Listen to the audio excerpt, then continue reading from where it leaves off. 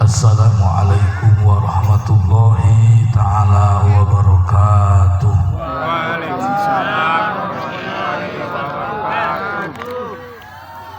Alhamdulillahilladzi anzala sakinata fi qulubil mu'minin liyazdadu imanan ma'a imanihim. Ashhadu an la ilaha illallah wa ashhadu anna Muhammadan abduhu wa rasuluh. Allahumma salli ala sayyidina Muhammadin wa ala alihi wa ashabihi ajma'in. Amma ba'du, a'udzu billahi minasyaitonir rajim. Bismillahirrahmanirrahim. Inna arsalnaka syahidaw wa mubassiraw wa nadhira al-ayah. Wa qala nabiyyuna Muhammadun sallallahu alaihi wasallam innama bu'istu li utammima makarimal akhlaq.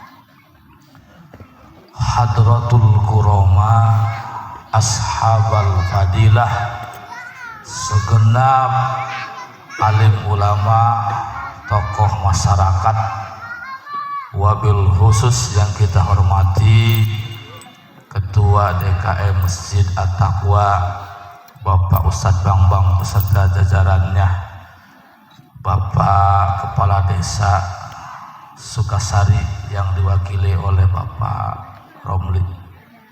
Pak Romli dari tadi, Ustadz Harun itu yang mana?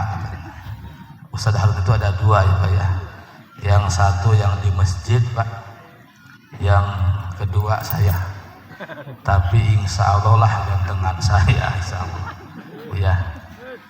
Yang saya hormati Bapak Topik selaku pemangku wilayah, Bapak Dasuki, Bapak siapa lagi Bapak Kamal, Bapak Yasin, dan bapak-bapak yang lainnya.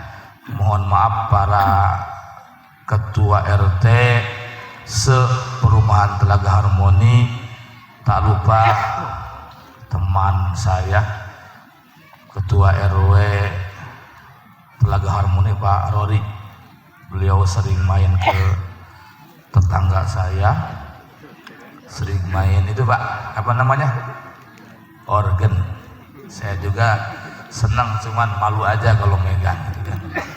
Senang Pak, saya juga pengen nyanyi itu, cuman masyarakat Ustadz nyanyi lagi gitu. Kesenangan dibatasi awalnya dengan malu. Mudah-mudahan kita kumpul di sini berada dalam lindungan Allah Subhanahu wa taala. Amin. Tak ketinggalan pula yang saya hormati para panitia yang telah mempersiapkan, menginfakkan segenap jiwa dan raga, hartanya, pemikirannya, ibu-ibu, bapak-bapak. Tak ketinggalan pula nih tim hadroh yang senantiasa mengiringi kita semua, yang dipimpin oleh Bapak Ustadz Hariman. Suaranya sayup-sayup, saya teringat ke Judika itu Pak. Mungkin dia saudaranya gitu kan. luar biasa. Makanya saya datang ke sini jam 8:30 sampai jam 10 lah, terus aja kata saya, enak dengarnya gitu. Mudah-mudahan tim Hadroh ini senantiasa istiqomah berjuang dengan syair-syairnya. Semoga mereka semua sehat walafiat, berada dalam lindungan Allah Subhanahu wa taala. Amin ya Allah ya rabbal alamin. Ini sudah jam 10 ya Bu ya. Insya Allah tidak lama jam 10:30 sudah selesai Bu ya. Karena besok hari saya bagian pembina upacara. Kalau ngantuk bagaimana? Insya Allah sesingkat mungkin. Bapak Ibu jemaah yang dirahmati Allah Subhanahu wa taala, sebelumnya karena saya baru kesini, dengan siapapun saya bertemu tidak harus saya yang nanya ya Pak ya. Bapak nanya terlebih dahulu, karena saya tidak kenal siap satu-satunya. Tanya saya Pak ya. Mau nanyanya Pak Harun silahkan. Pak Ustadz monggo Pak. Mau bilang bro silahkan. Saya bebas lah. Karena usia saya gak terlalu jauh dengan Pak Bambang. Ya. Beda sedikit lah tuaan Pak Bambang. Gitu ya. Makanya panggilnya bebas lah. Tidak usah terlalu ini. Biasa-biasa saja. Saya senang yang biasa-biasa saja Pak. Hidup itu jangan terlalu istiqomah. Kalau terlalu istiqomah repot Pak. Benar Pak. Adzan duhur itu jam 11, mohon maaf 42. Karena terlalu istiqomah Jumatan itu jam 12 adzannya. Padahal jam 11.42 Pak. Tapi Pak Ustadz kalau jam 11.42 belum ada jemaah. Nah ini kata saya jangan terlalu istiqomah. Harusnya istiqomah. Kalau terlalu istiqomah ya jam 12. Sama dengan di PT. Jam 12 ya Pak Ustadz ya. Setelah jam 12 saya dikasih nota. Jam 12:22 udah selesai. Kalau khutbahnya, khotibnya baru tampil udah gelagapan Pak. Capek. Tapi dengan izin Allah alhamdulillah duhurnya jam berapa saja kita bisa melaksanakan sholat Jumat sesuai dengan waktunya. Yang penting diumumkan ya Pak, sholat Jumat saat ini adanya jam 11.42. Hadirin jemaah yang dirahmati Allah Subhanahu wa taala, hadirnya kita di sini tentunya dalam rangka memperlihatkan dan mengekspresikan rasa cinta kita kepada baginda Rasulullah Sallallahu Alaihi Wasallam. Ngumpulnya di sini, harta yang dikeluarkan, tentunya kita sedang memperlihatkan dan mengekspresikan rasa cinta kita kepada Rasul. Bahwasanya seandainya Rasul tidak Allah ciptakan, alam dunia dan semestanya itu tidak akan ada. Jauh sebelum alam dunia Allah ciptakan dan isinya, nur baginda Rasul sudah Allah ciptakan. Sehingga adalah ayat kursi, laulaka lama khalaqtul aflaq. Kalaulah baginda Rasul tidak Allah ciptakan, tidak akan Allah ciptakan muka bumi ini. Maka layaknya saat ini kita bersyukur atas kelahiran baginda Rasulullah Sallallahu Alaihi Wasallam. Yang kedua, syukur kita buktikan itu dengan cara menghidupkan sunnahnya. Apa ya? Maulidan sedang dilaksanakan, pulang maulidan hidupkan sunnahnya. Apa sunnah Rasul? Melaksanakan apa yang dilaksanakan oleh baginda Rasul. Rasul itu demen Pak duduk sama orang, mohon maaf, orang miskin. Demen banget. Bahkan ibu mau saya kasih doa, mau diamalkan bu? Bu mau diamalkan bu? Mau ya bu ya? Insya Allah amalkan. Rasul berdoa, yang doa itu saat ini mungkin pernah kita panjatkan ibu. Kata Rasul, Allahumma ja'alni miskinan. Kata ibu, gak mau Pak Ustad, rumah baru aja dibeli, masa harus jadi orang miskin. Doa Rasul itu ibu, Allahumma ja'alni miskinan. Ya Allah, jadikanlah hambamu ini sebagai orang yang miskin. Setelah gak harmoni kayaknya gak ada yang mau ngamalin itu. Makanya Rasul itu cinta kepada orang miskin, wa yuhibbul fuqara'i wal masakin wa yajlisu ma'ahum. Cinta fakir miskin, sering nyampur duduk sama orang-orang miskin. Saya diberi pesan sama guru saya, kamu jangan deketin yang kaya, deketin saja yang sama dengan kamu. Karena kalau orang kaya kamu deketin, yang tidak kaya mohon maaf tidak deketin, nanti beda. Itu bu.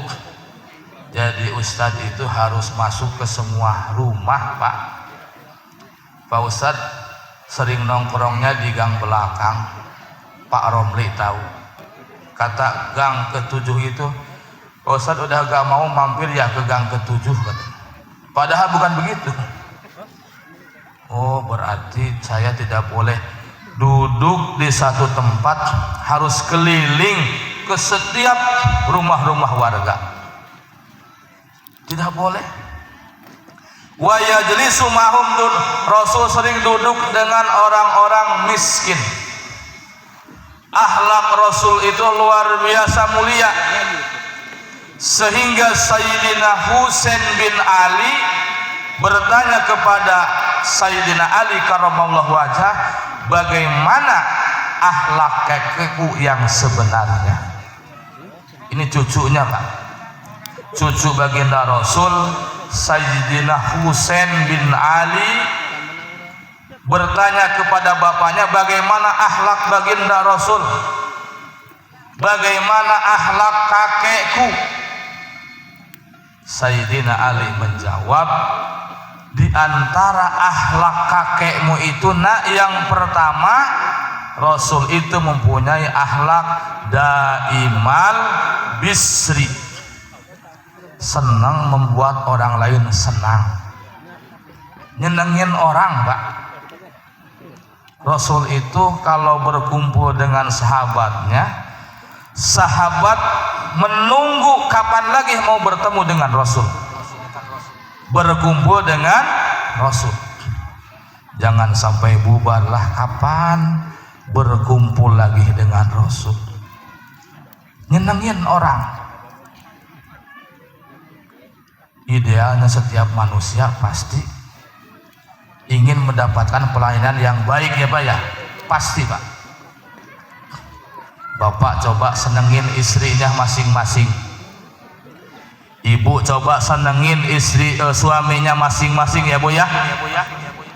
Berangkat pulang kerja suami ibu tawarin kopi, tawarin mohon maaf air susu yang sasetan, mohon maaf, ditawarin Bu. Jangan sampai suami kita enaknya nongkrong di pos ronda. Kenapa Pak nongkrong di pos ronda lebih nyaman, lebih tenang kayaknya? Ada yang nyeduhin kopi Pak Ustadz. Siapa? Security katanya. Emang di rumah kagak? Ya enakan di sini. Senengin Bu, suami kita senengin, setiap pulang kerja ditawarin minum. Suami juga sama, senengin istrinya Bu ya, senengin Pak. Istri kita mau cantik ditanya, bedaknya udah habis belum? Istri kita seminggu sekali bawa healing Pak, dari pagi sampai sore Pak Ustadz di rumah terus. Sabtu Minggu, minggunya libur kerja bawa healing Pak. Bawa healing supaya istri senang, suami senang. Istri jangan disuruh masak Pak. Jangan disuruh nyuci. Oh ibu-ibu. Karena nyuci dan masak itu bukan tugas istri. Ini harus saya sampaikan Bu ya, biar saya diundang mingguan Pak Ustadz sama ibu-ibu. Saya itu kategori Ustadz yang laku ke ibu-ibu, yang gak laku gak jadi ibu-ibu Pak. Agak laku. Kalau Ustadz Harun katanya malu katanya. Padahal saya itu ditunggu. Oh ibu-ibu itu senang gitu, banyak pengajiannya. Nah, senengin Pak, nyuci itu bukan tugas siapa Ibu? Bukan. Masak tugas siapa Ibu? Tugas suami katanya Pak. Tapi ingat Ibu, ingat Bu ya, tugas ibu itu cuma dua. Satu, taat kepada Allah. Kedua, berbakti kepada suami ibu. Jadi ibu harus masak dan nyuci, berbakti kepada suami ibu. Besok ibu nyuci. Nah, senengin istri kita Pak, senengin suami kita ya Bu ya. Karena istri kita itu adalah hunna libasul lakum wa antum libasul lahunna. Senengin Pak. Istri kalau ngomel-ngomel Bapak jangan jawab, diem saja. Jangan malah dijawab. Kalau Bapak pusing cepat ke masjid, tidur di masjid. Belum bisa tidur Bapak minum obat. Jangan dijawab. Istri kita itu kalau dijawab senang. Suami itu diam, kalau istrinya ngomel diam. Saya sering tidur siang di masjid Pak. Kata jemaah, tuh Ustadz lagi berantem sama istrinya. Saya jawab, bukan. Di rumah saya tidak ada AC, di masjid saya ada 6 AC. Ibu-ibu tuh Pak Ustadz lagi berantem ya sama istrinya ya, tidurnya di masjid katanya. Padahal saya pengen ngadem. Senengin istri kita, senengin suami kita, karena istri kita itu Bapak pakaian kita. Tutupi kekurangannya. Suami kita itu ibu, wa antum libasul lahunna. Pakaian kita tutupi. Kalau pakaian itu gunanya untuk menutupi. Jadi ibu kalau pakai pakaian jangan yang ketat ibu ya. Ngaji ketat. Pusat ada undangan ngaji di Harmoni di At-Taqwa hari Jumat. Bajunya ketat-ketat. Saya bawa istri ke masjid. Kata istri saya pulang ke rumah, betah banget ngaji di ibu-ibu katanya. Ya iya Mi, mesti pada kencang kata saya. Ibu kalau ngaji gurunya laki-laki bajunya yang rapih Bu ya. Jangan dikira itu Ustadz yang ngajar itu gak lihat. Gak dilihat gimana katanya. Tutupi aurat kita dengan pakaian. Hunna libasul lakum. Kekurangan suami kita tutupi, kekurangan istri kita tutupin. Karena itu fungsi suami dan istri. Itu yang pertama, senengin hati suami, senengin hati istri. Karena itu yang diajarkan oleh Rasul. Rasul itu pandai nyenengin orang Pak. Suatu saat ada yang ngasih anggur Pak kepada Rasul 1 piring. Dimakan oleh Rasul sendiri. Sahabat sudah dikasih Bu. Pas habis yang punyanya masih ada, selesai Rasul makan anggur, mohon maaf yang punya langsung pulang. Sahabat bertanya kepada Rasul, "Ya Rasulullah, kenapa anggur itu tidak dibagi?" Kata Rasul, "Anggur itu rasanya asem. Kalau kamu makan depan orang yang ngasih, muka kamu akan sama dengan asemnya anggur. Kalau kita makan anggur asam, muka kita beda ya Bu ya? Beda ya Pak ya? Tapi Rasul makan anggur yang asam, mukanya manis. Kenapa? Ingin nyenengin orang yang ngasih. Oh, kita dikasih asam, ganti Pak Bambang yang manis. Rasul tidak begitu. Kenapa? Akhlak yang pertama, Rasul itu daimal bisri. Yo, kita saling menyenangkan, kita saling senengin orang, kita saling senengin antara yang satu dengan yang lainnya. Jadilah pribadi yang bikin orang lain senang. Yang kedua, Sahabat Ali bin Abi Thalib menjelaskan bagaimana akhlak Rasul yang kedua. Husain bertanya kepada Ali. Ali menjawab, Rasul itu mempunyai kepribadian atau akhlak yang sahlal khuluqi, baik akhlaknya. Rasul itu apa Ibu? Baik akhlaknya. Sehingga yang memujinya itu bukan manusia, yang memujinya itu Allah Subhanahu wa taala dalam Al-Qur'an, wa innaka la'ala khuluqin adzim. Rasul itu mempunyai kepribadian yang luar biasa. Dijelaskan dalam Maulid Al-Barzanji, dijelaskan sifat Rasul itu, wa kana an-nabiy sallallahu alaihi wasallam sadidal haya'i wat tawaddu. Rasul itu pemalu dan tawadu. Pemalu dan tawadu. Suatu ketika lagi merapihkan kiswah Ka'bah, pakaian Rasul tertiup angin Pak, sehingga kelihatan, mohon maaf, kakinya.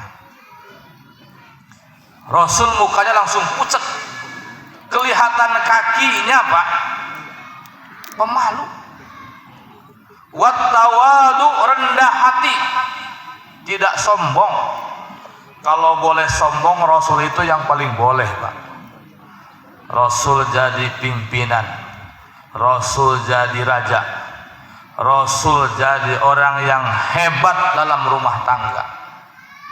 Tapi Rasul tidak sombong. Tapi Rasul tidak merasa lebih baik, lebih besar, tidak. Karena dijamin oleh Allah Subhanahu wa taala, Rasul ketika kecil dibersihkan dirinya dari sifat-sifat yang tercela. Pak Ustadz, bagaimana kita sudah gede begini membersihkan sifat kita yang tadi yang tercela? Ada Pak caranya. Istiqomah sholat berjamaah. Dalam kitab Durratun Nasihin, di antara keistimewaan sholat berjamaah, Allah hilangkan dari kita dari sifat yang kotor, yaitu munafik. Sok sholat berjamaah, sholat berjamaah di masjid, di musola. Ajak istri kita, ajak anak kita, ajarkan kepada anak kita bagaimana cara sholat yang benar. Itu tugas kita. Kembali lagi, akhlak Rasul sahlal khuluqi, baik budi pekertinya, luar biasa. Yang memujinya siapa? Wa innaka la'ala khuluqin adim. Yang memujinya bukan manusia Pak, tapi Allah Subhanahu wa ta'ala yang memberikan gelar kepada Rasul. Wa innaka la'ala khuluqin adim. Pada diri Rasul ada akhlak yang paling mulia. Beda akhlak dengan etika. Kalau etika itu Bapak, kepribadian yang baik dalam waktu tertentu dan tempat tertentu. Itu etika. Bapak kalau naik pesawat dijamin, ditanya, disodorin sama pramugari ya Pak ya? Betul Pak? Sugar no, coffee no. Akhirnya dikasih gelas doang. Kok gelas doang? Kan Bapak sugar no. Sugar itu gula. Sugar itu gula, bahasa Arabnya sukar. Sugar. Nah, kenapa begitu? Karena etikanya seperti itu. Itu etika. Turun Bapak dari pesawat bareng dengan pramugari. Nabrak hidung kagak punten, Pak. Kok gak puntennya Ustaz? Etikanya di dalam pesawat saja. Beda dengan akhlak. Di mana saja akhlak harus baik. Seperti akhlaknya Rasul, sahlal khuluqi, baik budi pekertinya. Rasul tidak pernah senantiasa membuat orang tidak enak. Saat ini Pak, ketika kita ngajak jemaah sholat berjamaah, ketua DKM siapapun tidak boleh mengatakan dia tidak sholat ke masjid. Ganti bahasanya Pak. Kenapa? Sholatnya dia di BPN. Diganti Pak. Gak pernah ke masjid Pak Ustadz, gak boleh. Sholatnya di luar Pasiraya. Di mana? Ya mungkin di BPN. Ya mungkin di Sipabudi. Diganti. Ya. Tidak boleh bilang orang yang mohon maaf belum ke masjid, tidak pernah ke masjid, tidak boleh. Mungkin saja dia orang yang tidak pernah ke masjid, nyumbang ke masjidnya paling gede. Saya punya jemaah, mohon maaf, sholatnya di kubah emas terus. Saya biarin aja. Saya tanya, Pak, kapan sholat di Masjid Jannah? Belum sempat Ustaz katanya. Saya harus baik kepada siapapun. Gak boleh saya bilang Bapak gak pernah ke masjid. Terus berjalan. Ketika bangun masjid Pak, paling gede Pak Bambang nyumbangnya. Saya yang setiap hari di masjid tidak segede dia. Kita juga butuh sama orang tersebut. Jaga lisan kita supaya tidak menyakiti dia. Yang ketiga, akhlak Rasul yang diceritakan oleh Imam Ali bin Abi Thalib itu layyinal janib, lembut hatinya. Rasul itu lembut hatinya, tidak mempunyai sifat dendam, tidak mempunyai sifat senantiasa pengen orang lain celaka, tidak. Lembut hatinya. Dengan kelembutan hati baginda Rasul, banyak orang yang masuk Islam saat itu karena dengan kelembutan hatinya. Ketika beliau berangkat dengan sahabat untuk hijrah, Rasulullah Shallallahu Alaihi Wasallam dilempari batu, sehingga dengan izin Allah, mohon maaf, giginya patah. Jibril datang kepada Rasul, wahai baginda Rasul, mau diapakan umat itu? Rasul tidak meminta dihancurkan, tapi Rasul minta kepada Allah, Allahumma hdi liqaumin fa innahum la ya'lamun. Ya Allah, berikanlah hidayah kepada orang tersebut, mereka tidak tahu. Suatu saat kotak amal di masjid saya itu hilang Pak, nangkup di kamar mandi. Suatu jemaah, kita doakan Pak Ustadz, kakinya patah. Jangan, kita doakan semoga dia punya pekerjaan yang baik sehingga diganti, tadinya ngambil sekarang ngasih. Kok begitu? Rasul mengajarkan seperti itu. Layyinal janib, lembut hatinya, sehingga dengan kelembutan hati baginda Rasul, yang menyakiti Rasul, yang melempar Rasul dengan kotoran, iman kepada Allah dan Rasul, paling pertama Rasul yang menjenguk. Setiap mau menjelang sholat dilempari kotoran Pak, beberapa kali, beberapa hari yang melempari kagak ada.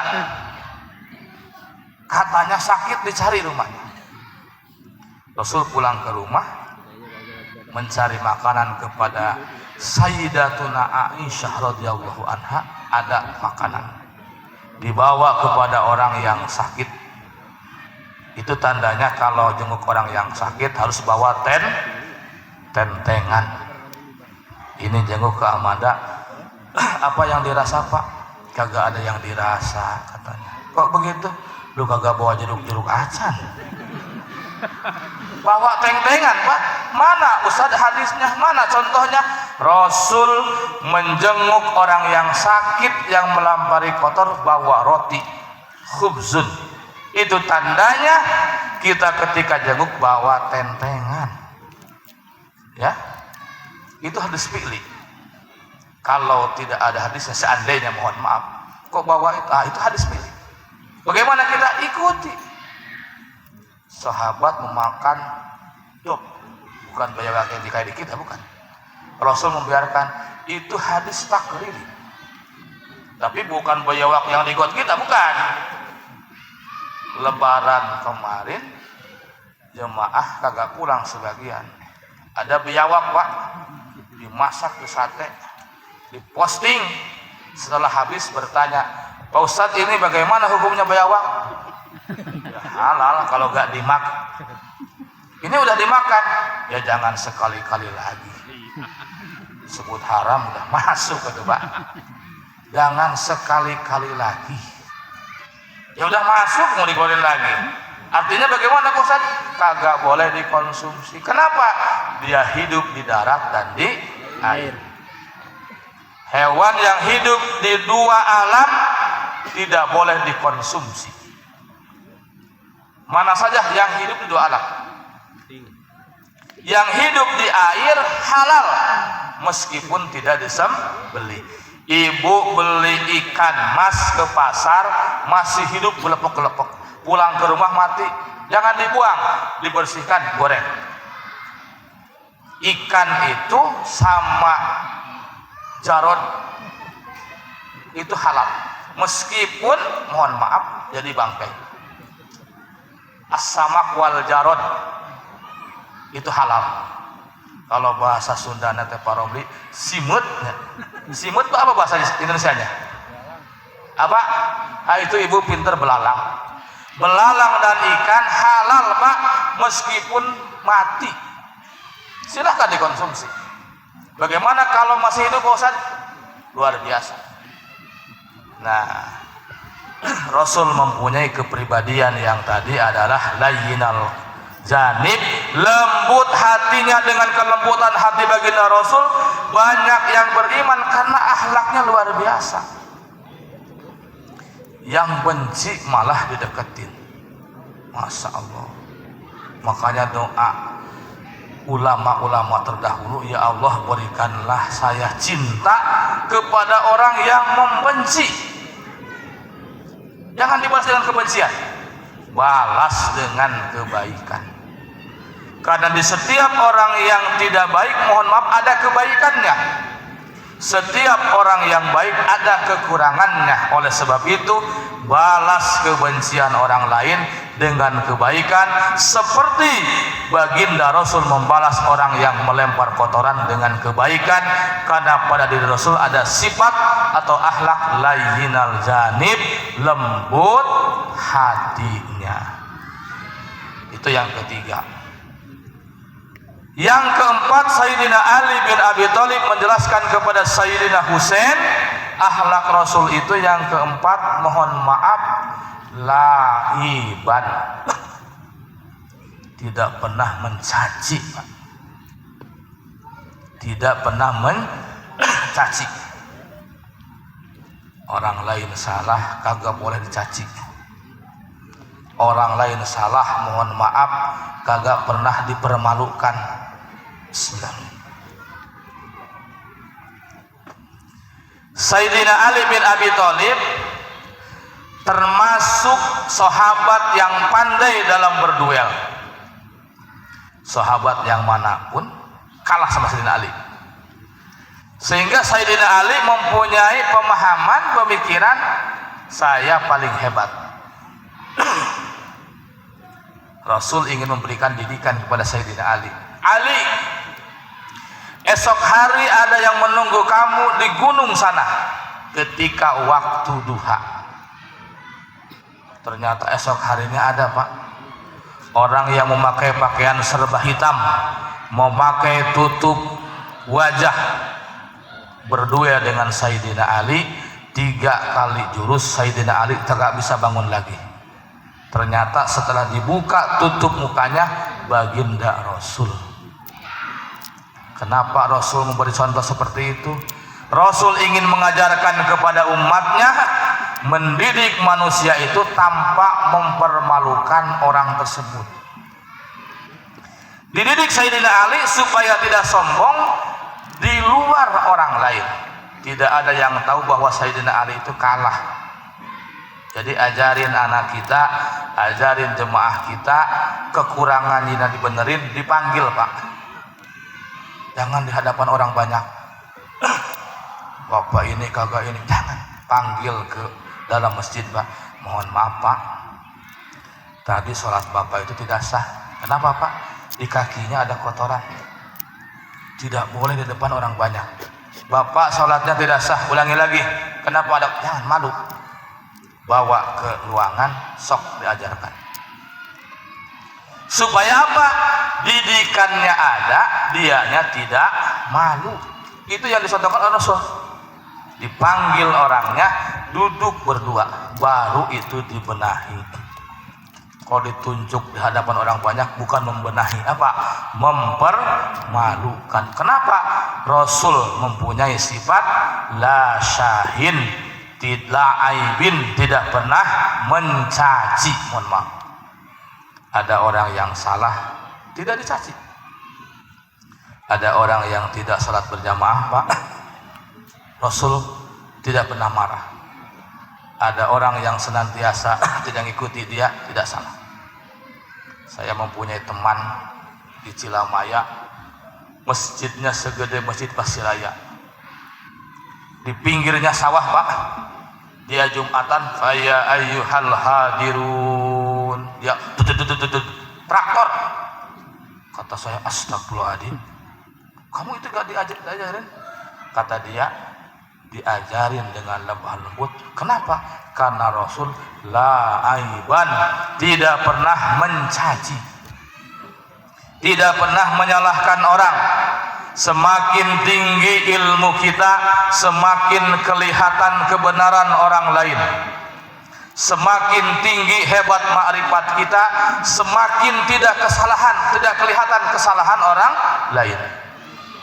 Oh, semakin tinggi ilmu kita, semakin banyak kita membenarkan orang lain. Semakin hebat makrifat kita, semakin tidak kelihatan kekurangan orang lain. Ya, karena kita kalau melihat gajah di sana, melihat gajah di seberang harmoni kelihatan. Semut di sini banyak kagak kelihatan. Makanya ada salah satu keterangan, ibda bin nafsi wala tabda bi ghairi nafsi. Perhatikan diri sendiri, jangan memperhatikan orang lain. Sifat Rasul, akhlak Rasul yang keempat, la aiban, tidak pernah mencaci orang. Rasul sangat hormat kepada semua manusia. Suatu saat ada tukang batu, Pak. Tukang batu, pemukul batu, dicium tangannya oleh Rasul. Dicium, Pak. Kenapa Rasul mencium tangannya orang pemukul batu? Rasul sangat menghormati profesi setiap orang. Ada 2 tangan yang dicium oleh Rasul, satu tangannya Fatimahuz Zahra, kedua tangannya pemukul batu. Kenapa Rasul mencium tangan pemukul batu?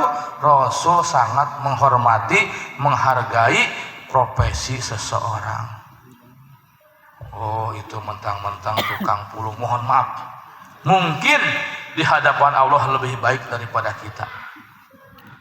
Saya di sini, berdiri di sini, tidak berarti lebih benar. Mungkin yang lebih baik yang di bawah. Kok Ustadz yang di atas sedang di atas saja berdirinya? Yang lebih benar mungkin di bawah. Ustadz di atas mungkin hanya bisa ngomongin saja. Saya diberikan amanah oleh Masjid Al-Muhajirin setiap hari Minggu Pak, Ahad pagi kajian, mohon maaf, syarah hikam. Saya bingung, nggak bisa jawab. Kata saya ini gak ada yang lebih ringan nyuruhnya, gitu Pak. Yang ringan-ringan sajalah, jangan yang berat-berat. Badan saya udah berat, gitu. Yang ringan-ringan saja. Suruh kajian hikam Pak. Karangan Ibnu Athaillah As-Samarkandi.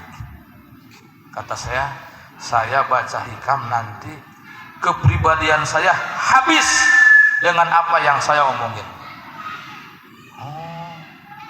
Mungkin saja saya bisa menjelaskan, tidak bisa melaksanakan, tapi itu harus saya sampaikan. Yang penting kembali kepada akhlak Rasul, contoh Rasul. Kita tidak boleh mencaci orang lain salah, tidak boleh mencaci. Sebentar lagi akan pilihan, mohon maaf, beda silahkan, ribut jangan. Beda monggo silahkan, ribut jangan. Tidak boleh mencaci. Kampanye silahkan, kagak boleh nyalahin orang. Mencaci orang kagak boleh. Mengaku benar sendiri tidak apa-apa, paling temennya yang di sana.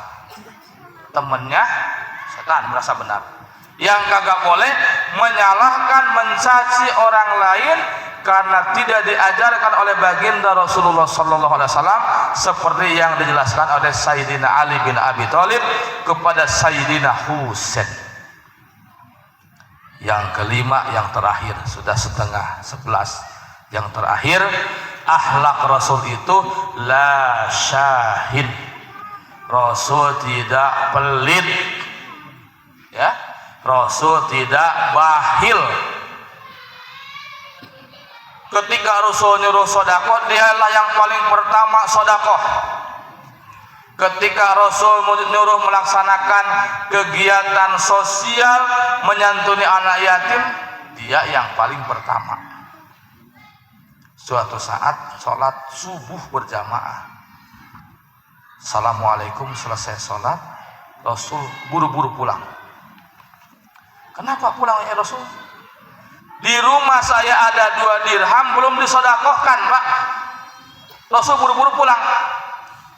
Di rumah kita ada berapa duit? Sedekahkan semampunya. Ustadz berapa? Tiap hari bapak ibu, bapaknya masuk masjid, masuk musola subuh hari, kasih uang 2.000. Ya, 2.000. Kasih 2.000 masukin. Lupa 2.000, ibu ngasih ke pedagang. Ibu berangkat pagi-pagi ke tukang sayur, ibu ya belanja sayuran dengan konteks ibu tidak banyak nawar, ya Bu. Ibu kalau beli sayur jangan banyak nawar. Kangkung udah 5.003 di pasar Pasiraya, pasar Harmoni, ibu tawar 4.000 aja 3 bang, jangan. Ibu kalau bisa kangkung 5.003 bayar 6.000, itu namanya energi. Enggak katanya mau 4.000, di blok D aja 3.000 katanya pasar, jangan. Kasih. Kenapa begitu? Tadi lupa bapaknya tidak sedekah pagi. Ketika kita pergi ke masjid, masukin kotak amal 2.000 Pak, jangan banyak-banyak tapi istiqomah. Malaikat di samping itu berdoa kepada Allah, ma min yaumin yusbihul ibadu illa fihi malakani yanzilani fayaqulu ahaduhuma Allahumma a'ti munfiqan khalafa wa yaqulul akharu Allahumma a'ti mutlikan talafa. Tidak ada yang datang di waktu pagi hari kepada hambaku kecuali 2 malaikat. Yang pertama mendoakan, ya Allah gantilah harta orang yang berinfak ini. Yang kedua, ya Allah berikanlah kerusakan kepada orang yang tidak berinfak. Itu 2000 Pak. Masuk lagi 2000. Ada kotak amal Jumatan gedean dikit 10.000. Kotak amal lewat jangan pura-pura tidur. Kotak amal sudah lewat bangun lagi, jangan. Kotak amal lewat, ambil duit yang ada di kantong kita, masukin, karena hakikat harta kita yang sebenarnya itu.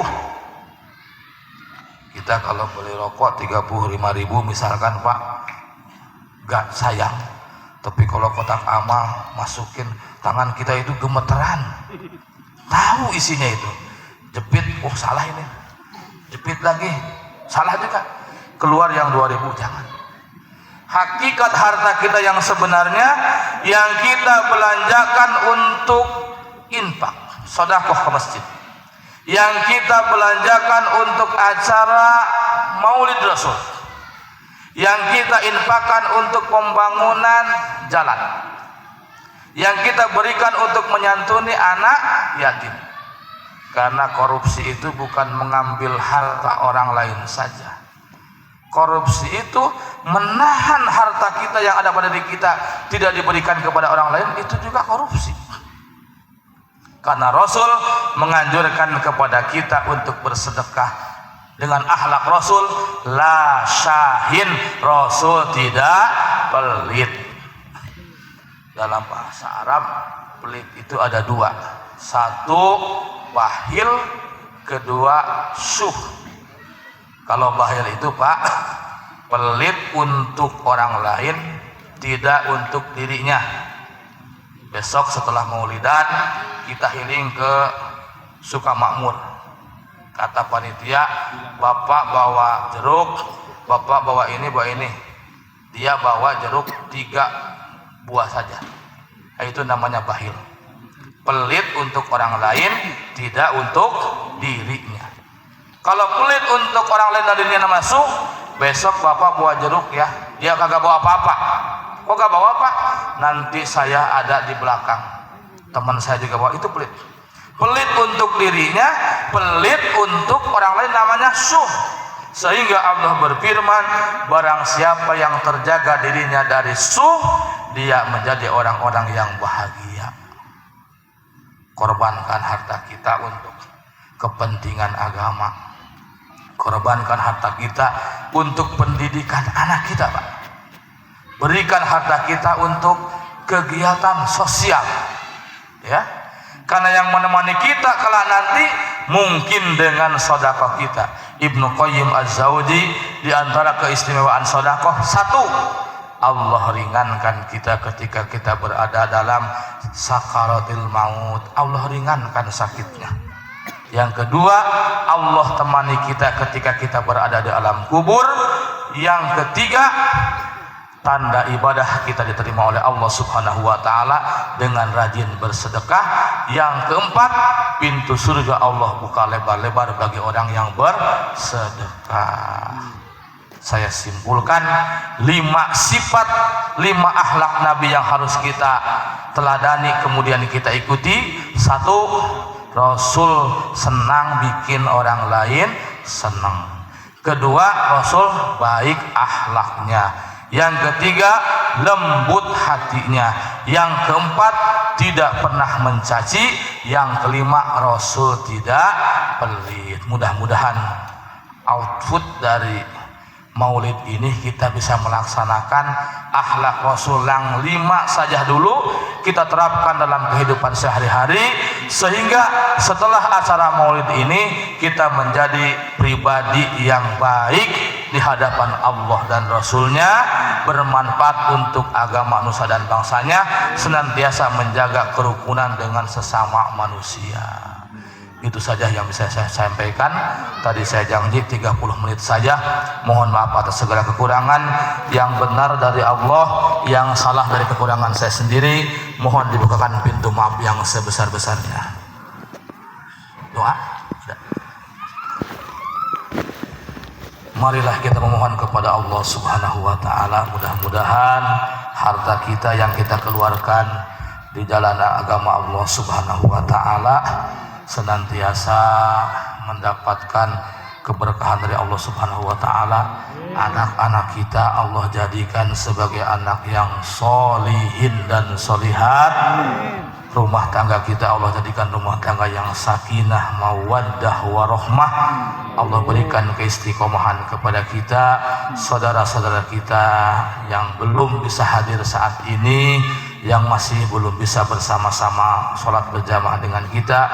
Allah berikan hidayah sehingga bisa bersama-sama melaksanakan kegiatan agama di masjid dan mushola yang kita cintai bersama.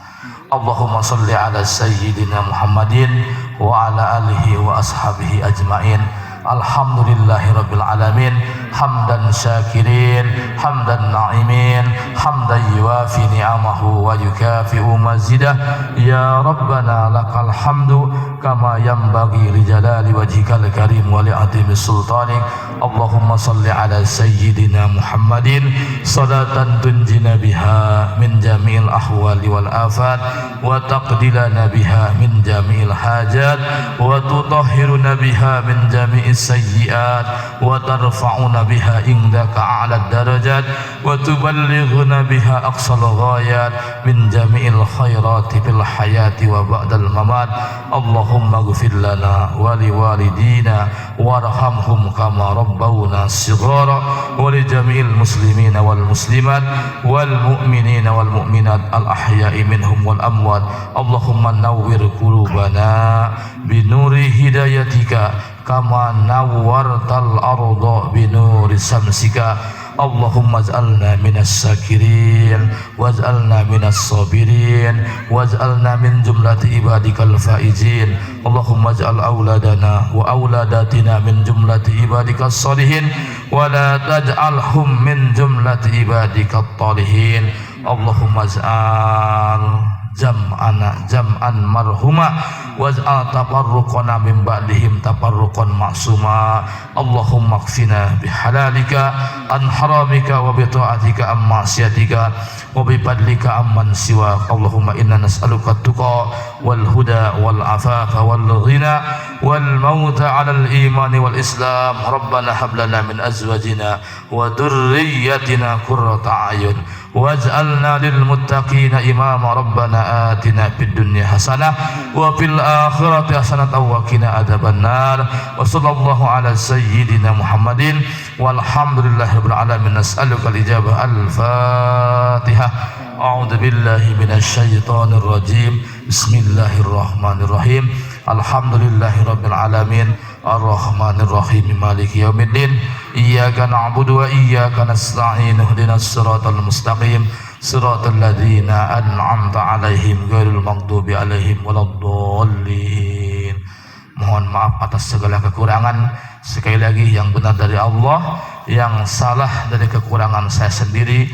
Kalau ada sumur di ladang, boleh kita menumpang mandi.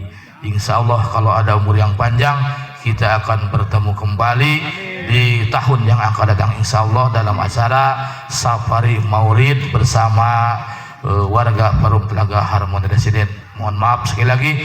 Bila hidayah wa taufik. Wassalamualaikum warahmatullahi taala wabarakatuh. Waalaikumsalam warahmatullahi wabarakatuh.